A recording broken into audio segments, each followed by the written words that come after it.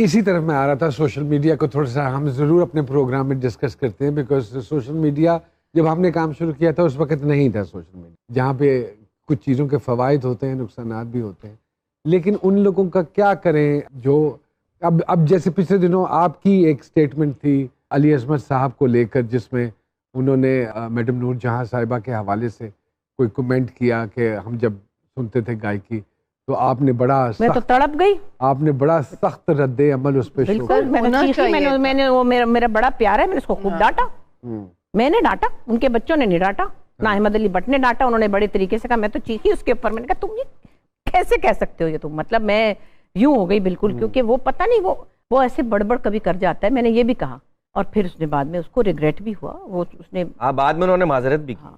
तो किसी की रिस्पेक्ट में कभी भी कमी नहीं आनी चाहिए, कभी भी नहीं आनी चाहिए। तो बुशरा आपा, मेरी इस हवाले से भी आपसे बात हुई कि आजकल के बच्चे तनकीद नहीं बर्दाश्त करते, तो आप खुदा का वास्ता है थोड़ा सा परहेज किया करें, तनकीद ना किया करें। तो थोड़ी सी तनकीद आपने किसी टिकटॉकर के ऊपर की। वो पता क्या हुआ था एक्चुअली, मैं तो बेचारी को जानती भी नहीं थी, बाद में पता चला वो तो बड़ी प्यारी सी बच्ची है, कोई बड़ी मशहूर है, अल्लाह जाने, मुझे तो पता ही नहीं। अब अगर माइनॉरिटीज के साथ आप करेंगे ऐसे तो हम कुछ बुरा लगता है ना फिर।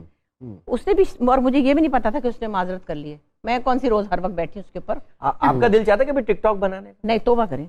तो मुझे बुरा लगा क्योंकि माइनॉरिटीज हमारे मुल्क का एक बहुत अहम हिस्सा है। अब आप समझती हैं ये सोशल मीडिया के आने के बाद सोशल फाइबर बड़े बुरे तरीके से अफेक्ट हुआ है, बड़े छोटे की तमीज बड़े बुरे तरीके से? वो तो खत्म है, खत्म हो गई, अफेक्ट नहीं हुई, खत्म है। मैं कहती हूँ ये वेस्ट में भी बहुत है, लोगों को, आपको पता है बाकायदा लोग डिप्रेशन में चले गए हैं। मैं समझती हूँ सबसे ज्यादा बड़ी बात यह है कि आप मेरे से अगर पूछेंगे एक दिन की बादशाही में क्या करना है, मैं ये अपने मुल्क से तो कम से कम ये सोशल मीडिया इसलिए खत्म करूं जिस अंडर डेवलप्ड कंट्री को अभी बहुत काम करना है, बहुत पढ़ना है। ये बच्चे तो पढ़ ही नहीं रहे, पढ़े बगैर ही सुने पैसे कमाते रहते हैं, हंसी आती है। वो पहले होता था कि बड़े होकर डॉक्टर बनूंगा, आप टिकटॉकर बनूंगा, 3 चीजों से मतलब है जनरेशन को, मोबाइल, चार्जर और हैंड फ्री। अरे तो आपका एक सवाल है, जी जी, मैं ये पूछना चाह रहा था, आपको लगता है कि कुछ लोग इसलिए भी ज्यादा पढ़ लेते हैं ताकि वो दूसरों का जीना हराम कर सकें?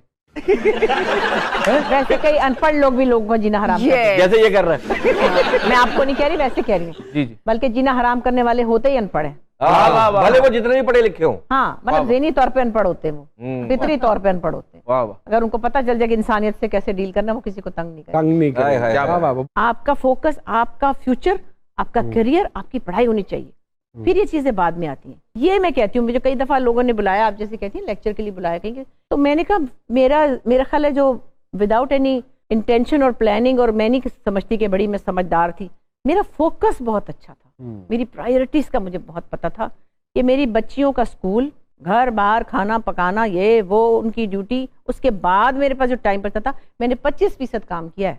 मैंने 75% अपने बच्चों को और अपने घर को टाइम दिया। माशाल्लाह। तो जी सरकार, बुशरा गवांडने आपका और आसमा आपा का बड़ा पॉपुलर हुआ और इंडिया से इतनी पसराई मिली, यहाँ तक कि ये भी मैसेज आए कि आप चुन्नियां बटा लें वहाँ पे बॉर्डर पे, लेकिन ये प्लान जिस दिन बना उससे कुछ दिन, 1-2 दिन पहले फिर टेंशन होगी बॉर्डर पे, उन्होंने कहा वो चुन्नियां वहां रख दें गेट के ऊपर और आप चले जाए। ये किसका ब्रेन चाइल्ड है जी? ये नीलम बशीर, सबसे बड़ी जो है हमारी बहन राइटर है, और वो लिखती है मजे की चीजें। तो उन्होंने एक दिन पढ़ रही थी तो मैंने कहा तो बड़े मजे का, हम इसका कुछ करते हैं। उस्मान ने और मैंने सोचा पहले थिएटर करें, फिर मैंने कहा थिएटर कौन देखेगा, पर टाइम भी नहीं था, तो फिर एक दिन पहले जाके मैंने इसका बनवाया म्यूजिक। अस्मा से कहा चलो इसको जाके गाते हैं, करते हैं रिकॉर्ड। एक्चुअली तो कॉन्सेप्ट और द कंटेंट इतना स्ट्रांग था, बहुत स्ट्रांग था, उसका सारा मजा था, वरना कुछ प्रोडक्शन तो ऐसी थी भी नहीं। वो सिंपल टेकिंग थी उसकी। टाइम्स ऑफ इंडिया के आर्टिकल्स और पूरे जितने पंजाब के हमारे सरदार कम्युनिटी के हमारे बहन भाई हैं, पागल हो गए, साड़ियां भिजवाई उन्होंने वहां से, पता नहीं क्या क्या, दुपट्टे भी भिजवाए बाद में, वो दुबई से आए, दुबई जोड़े आए, तो इतना कोई इसका इफेक्ट हुआ। वाह वाह वाह वाह, बस वो चीज ही ऐसी थी। जब इंसान बहुत सारे किरदार करता है तो एक आधा किरदार जो है ना वो शख्सियत का हिस्सा बन जाता है और फंस जाता है। तो मुझे कई दफा लगता है कि साइमा चौधरी आपके अंदर हमेशा के लिए फंस गई है। ये साइमा चौधरी कहाँ से क्रिएट कर ली? पता है एक चीज मैं बताऊं नुमान, जब मैं बिजली बनी बड़ा शोर हुआ, फिर मैं सलमा आगा बनी बड़ा शोर हुआ, फिर मैडम नूर जहाँ, फिर मुसरत नज़ीर, फिर मुख्तलिफ चीजें होती रही। I been always very scared of this fact कि मुझे, मैं एक जैसी ना एक चीज नहीं करना चाहती, मैं अपने काम से बचती हूँ, अपने आप से बचती हूँ। हाँ। मुझे वो दोबारा से बिजली नहीं किया मैंने कभी भी। बिल्कुल। तो मेरे अंदर ये शायद खुद से ही मैंने डिसाइड कर लिया। इसीलिए जब लूज टॉक हो रहा था, मोइन अल्लाह जन्नत नसीब करे वो और अनवर साहब और मैं हम कर रहे थे, मैंने देखा 16-17 मैंने किए, मुझे लगा मैं अब रिपीट करने वाली हूँ अपने आप को। मैंने कहा I don't want to repeat myself. मैं दौड़ गई वहां से और जाके मैंने ब्रंच विद बुशरा शुरू कर दिया, अपना टॉक शो। बिल्कुल ऐसे। और फिर उसके बाद फिर मैं 2.5 साल में ड्रामा ही नहीं किया। मैंने कहा भाई मैं अभी कुछ नहीं करी। फिर एकदम से ये आया, नदीम ने कहा कि एक 18 दिन का काम है और पता नहीं छोटा सा एक प्ले है, सीरियल है। मैंने कहा अच्छा है, मैंने 2.5 साल से ड्रामा नहीं किया, अच्छा देखती हूँ। वो किया तो मजे का बन गया। अब लिखा तो मोहम्मद अहमद ने था, पहला उन्होंने लिखा था अहमद का, बल्कि फोन आया कि हाय बुशरा मैं तो ऐसा पंजाबी लिख भी नहीं सकता था। वो फिर हमने देखी भी तो है, या कैरेक्टर्स देखे भी तो है। जितनी ऑब्जर्वेशन आपकी है, बस मेरा मतलब है कि अल्लाह अकबर। तो वो फिर ऐसा बन गया कि वो उस ड्रामे का मजा ही आ गया बस सबको। अभी तक 10 साल हो गए।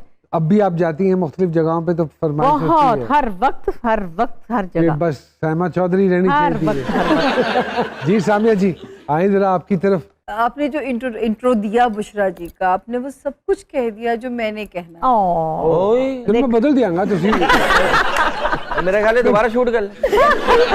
वन एंड ओनली वो नहीं, वन एंड ओनली की बात नहीं है कि मतलब मैंने इतनी परफेक्शन कम देखी है लोगों में। माशाल्लाह माशाल्लाह। वो जो यहाँ नजर भी आता है कि आप मुझे लगता है तारिक अजीज साहब ने वो इन्हीं के लिए जुमला बोला, मेरा पैगाम मोहब्बत है जहाँ तक मोहब्बत का बड़ा शौक, क्योंकि फुल ऑफ ममता कैरेक्टर है, फुल ऑफ ममता। ऐसी है। मैं वो थोड़ी देर के लिए मिलने गया पिछले दिनों, अरबी गोश्त बढ़िया सी, नहीं लिया रोटी खा, मैं तो खा ली, तू खा के जा। ऐसा माएं करती है ना। ये तो है। मैं मजा नहीं करके देखा, मैं कहा हाँ मैं अब कब बनेगा? जब भी आप आएंगे तब बनाएंगे बिल्कुल जी। फैमिली सिस्टम में भी इतनी डीप रूट्स हैं, कोई इनका साथ पुराने खानदान से भी उठ के आके क्लेम कर देगा कि मैं आपका वो रिश्तेदार हूँ, तो ये खड़ी हो जाएंगी उसके साथ भी जो है।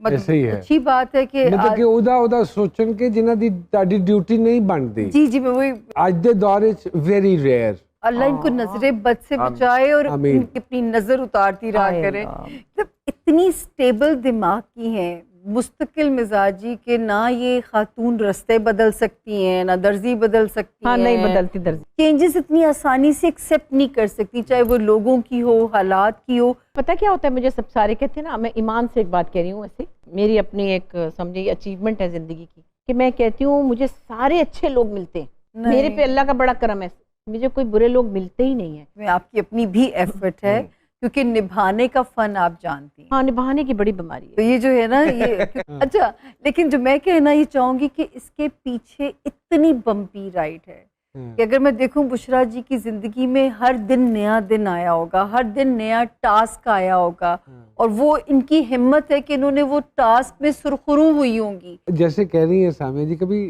थकावट का एहसास हुआ इस बम्पी राइड से?